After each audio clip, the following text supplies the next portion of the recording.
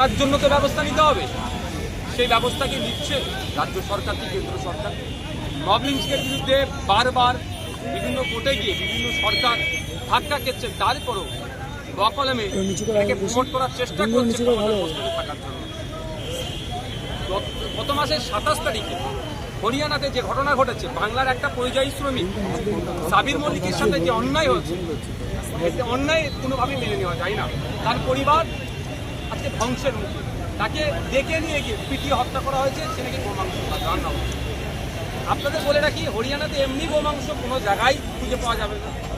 তারপরে ওখানে কি গোমাংস খাওয়া তো দূরের কথা, মাটন কি চিকেন খাওয়ার ওদের সেই সামর্থ্যই নাই। তারা বললো গতকাল, কারণ তারা ঘুরে ঘুরে বলুন এমন হচ্ছে কেন? এটাকে বন্ধ করার জন্য আমাদের রাজ্যের পক্ষ থেকে কি পদক্ষেপ? আমাদের রাজ্যের মুখ্যমন্ত্রী বিভিন্ন ইস্যুতে টুইট করে, মণিপুরের টুইট করে, অবশ্যই টুইট করা দরকার।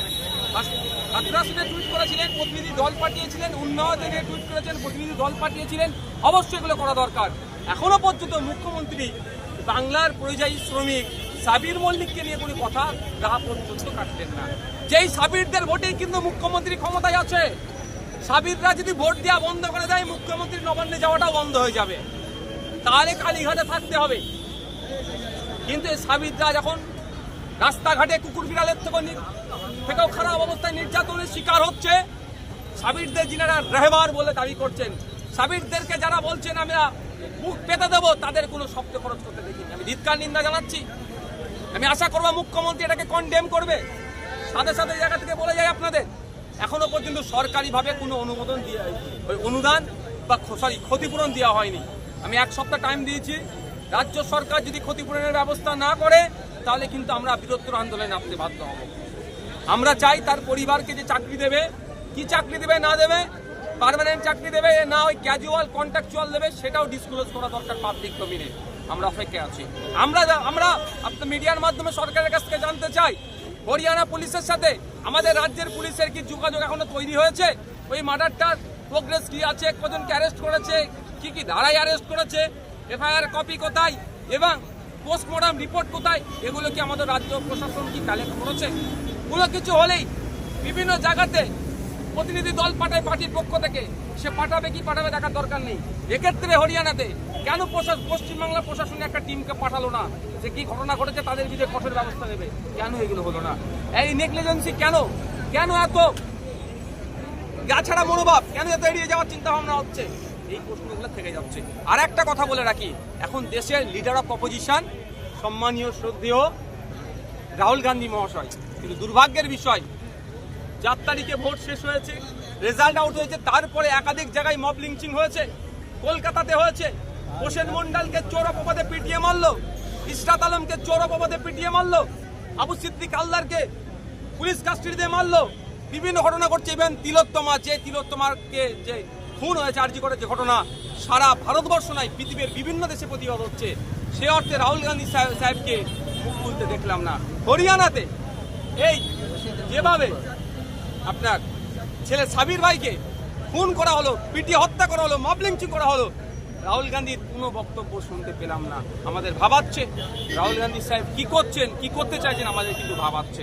তাই আমি এখান থেকে দাঁড়িয়ে দেশের লিডার অফ অপোজিশনকে বার্তা দিতে চাই, ভোটের আগে আপনি যে পারফরমেন্স করেছিলেন, সবকা সাথ সবকা বিকাশ, বিজেপি বললো, আপনি কিন্তু বকলমে সবার পাশে দাঁড়ানোর চেষ্টা করেছিলেন, তাহলে আপনার কাছ থেকে এখন কেন আমাদের এগুলো পাচ্ছি না? আপনি একটা প্রোটেস্ট পর্যন্ত করছেন, একটা টুইট পর্যন্ত করছেন না কেন? আমাদের ভাবাচ্ছে।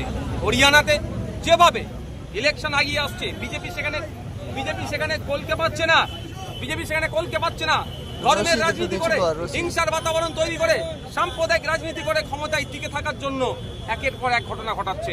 গত 27 তারিখে সাবির মল্লিককে হত্যা করেছে। আবার আপনি খোঁজ নিয়ে দেখুন, ক্লাস 12-এর ছেলেকে অয়ন মিশ্রা নামে, তাকেও গরু পাচার সন্দেহ, এই সন্দেহতে শুধু ভাবতে পেরেছেন কোন জায়গায় রাজ্য যাচ্ছে, গরু পাচার সন্দেহ, তাকে হত্যা করেছে। এই সমস্ত ধরনের যে ঘটনা অন্যায় হচ্ছে, ধিক্কার নিন্দা জানাচ্ছি। আজকের আমাদের অবস্থান বিক্ষোভ থেকে আমরা যেমন সাবির মল্লিকের জন্য আওয়াজ তুলেছি, সাথে সাথে আমরা তিলোত্তমা বোনকে আমাদের ভুলে যায়নি। আমাদের পরিবারের সে একজন সদস্য। তিলোত্তমা পরিবার শুধু নয়, রাজ্যের মানুষ দ্রুত বিচার চাইছে, এখান থেকেও বিচারের দাবি উঠেছে। যেভাবে রাজ্য সহ দেশে যেভাবে মন্দির ঘটনা ঘটছে এবং ঘটনা ঘটছে, এর জন্য কি আলাদা করে মব লিঞ্চিং নিয়ে তো অলরেডি ছিল পশ্চিমবাংলায় বিধানসভাতে একটু কিছু শব্দের আদান প্রদানের জন্য নাকি রাজ্যপাল সিগনেচার করছে না। আমি বারবার এটা বলছি, রাজ্য প্রশাসনকে, রাজ্য সরকারকে সক্রিয় হতে হবে। কারণ এটা মনে রাখি, আপনাদেরকে জানিয়ে রাখি, পশ্চিমবাংলার 21 লক্ষ মানুষ ভিন্ন রাজ্যে কাজ করছে, আর ভিন্ন রাজ্য থেকে প্রায় 1.5 কোটি শ্রমিক আমাদের রাজ্যে কাজ করছে। সেই 1.5 কোটি শ্রমিককে কিন্তু আমরা নিরাপত্তা দিচ্ছি। আমাদের রাজ্য পুলিশ, আমাদের ক্যালকাটা পুলিশ, আমাদের প্রশাসন, আমাদের বাংলার মানুষ তাদেরকে কিন্তু বুকে আগলে রেখে আমরা তাদের সাথে অতিথির মতো আচরণ করে তাদেরকে আমরা নিরাপত্তা দিচ্ছি। তাহলে আমাদের শ্রমিকরাও ভিন্ন রাজ্যে যারা আছে তাদেরকেও নিরাপত্তা দেওয়ার দায়িত্ব সর্বপ্রথম সেই রাজ্য সরকারের, যে রাজ্যে আছে।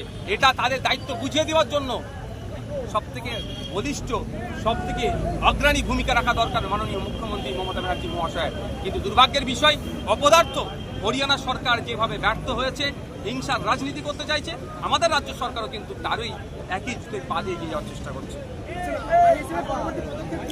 আমরা 1 সপ্তাহ টাইম দিচ্ছি। রাজ্য সরকার যদি ক্ষতিপূরণের না ব্যবস্থা করে, তাহলে আমরা কিন্তু আগামী দিনে লেবার দপ্তরে আমরা এই প্রশাসনের কি একেবারে ভয় দেখিয়ে দিলেন যে লাঠি নিয়ে কি যেতে হলে? আমি লাঠি নিয়ে মিন্স মানে ওইরকম ভাববেন না, কেন নিজের সাথে বলছি, এখানে কেউ এ করবেন না। আমরা যেটাই করি গণতন্ত্রের মধ্যে, আমি গণতন্ত্রের বাইরে একটা কাজ করি না, করবো না, আর সমর্থনও করি না। আমি বোঝানোর জন্য এটা বললাম যে খালি হাতে যাচ্ছি, মারছেন, লাঠি নিয়ে যাবো তাও মারবে। তাহলে কি লাঠি নিয়ে কি পুলিশকে মারবে নাকি? এটা কোনোভাবেই মেনে নেওয়া যায় না। পুলিশ আমাদের পরিবারের একজন। পুলিশের যে খারাপ ব্যবহার কি বলবেন? যে এখন যারা ওই 2-4 জনে করছে তাদেরকে আমরা নোটিশ করছি, তাদের কিন্তু ব্যবস্থা নেব। গতকাল সন্দীপ ঘোষ সহ 4 জনকে যে গ্রেফতার করেছে, তাদের কিন্তু এই আরজিকার কাণ্ডে না। নিয়ে গ্রেফতার করেনি, দুর্নীতি